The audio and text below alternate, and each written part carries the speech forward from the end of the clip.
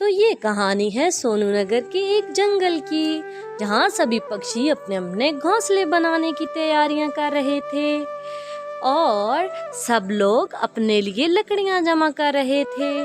दूसरी तरफ चिंटू चिड़िया की तबीयत बहुत ज़्यादा बिगड़ जाती है। वो बहुत परेशान होती है। अरे मेरे खुदा, अब मैं क्या करूँगी? मेरे छोटे छोटे बच्चे हैं। अगर इसी हालत में बरसात आ गई तो हम लोग तो बेघर मारे जाएंगे। दूसरी तरफ सभी पक्षी अपने घरों के लिए लकड़ियां जमा करने चले जाते हैं।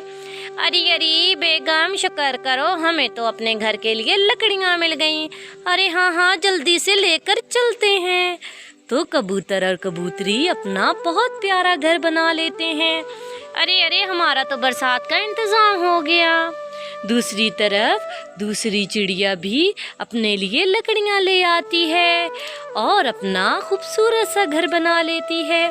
अरे अरे, शुक्र है बरसात से पहले रहने का इंतजाम हो गया। जी जी मामा, जी जी मामा। दूसरी तरफ बाकी सब पक्षी भी अपने अपने घर बना लेते हैं ताकि बरसात की बारिश से बच सकें। अरे अरे कालू, सारे लोगों ने अपने अपने घर बना लिए हैं और तुम निकम्मे यहाँ बैठे हो। इसी तरह बरसात आ गई तो हम दोनों मारे जाएंगे ठंड में। अरे अरे, चला जाऊंगा, कर लूंगा, क्यों दिमाग खाती हो? कुछ आराम कर लेने दो। लकड़ियां ढूंढना कौन सा आसान है? चला जाऊंगा, तुम फिक्र छोड़ो। दूसरी तरफ चिंटू चिड़िया की तबीयत अभी तक नहीं संभलती।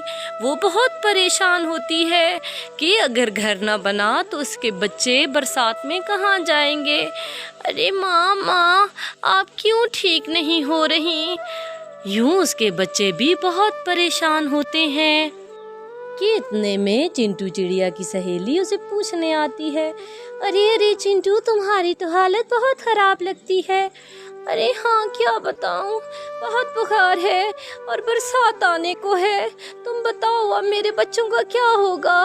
अरे तुम परेशान मत हो, मैं अभी जाकर वैद्य जी से तुम्हारे लिए दवा ले आती हूँ। मेरी सहेली, तुम परेशान मत हो, मैं अभी ले आऊँगी। तो उसकी प्यारी सहेली वैद्य जी के पास चली जाती है। अरे वैद्य जी, कोई ऐसी दवा दीजिए जिससे चिंटू ठीक हो जाए। उसके छोटे छोटे बच्चे हैं और अभी उसने घर बनाना है।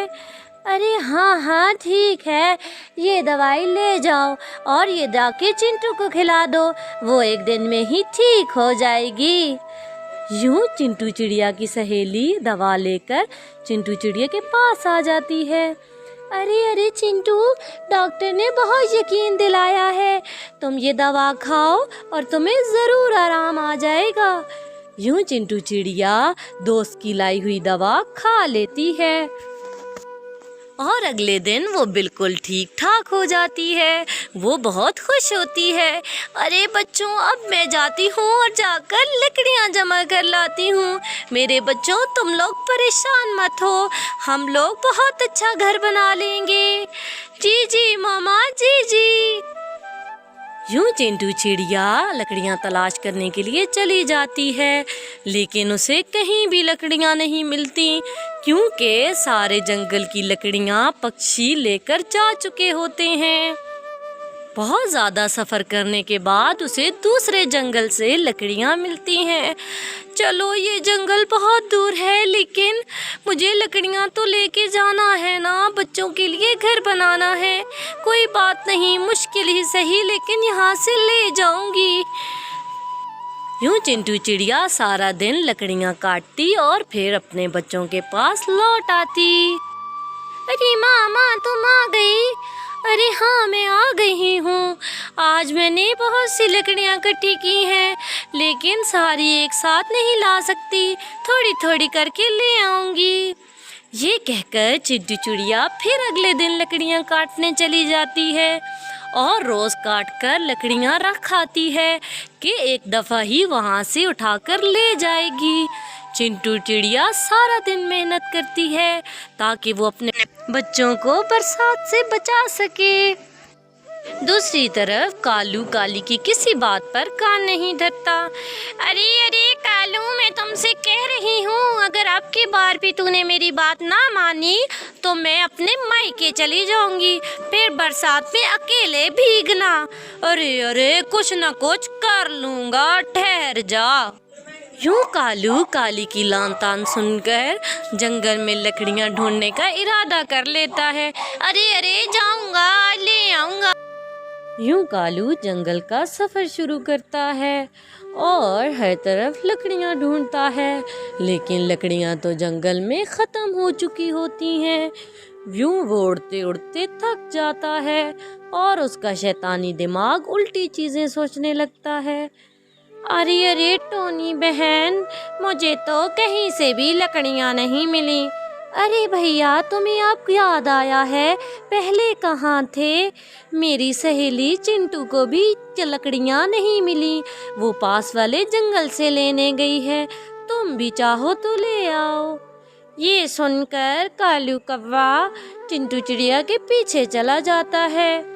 अरे आज तो बहुत ज़्यादा लकड़ियाँ इकट्ठी कर ली हैं, लगता है इनसे मेरा घर बन जाएगा।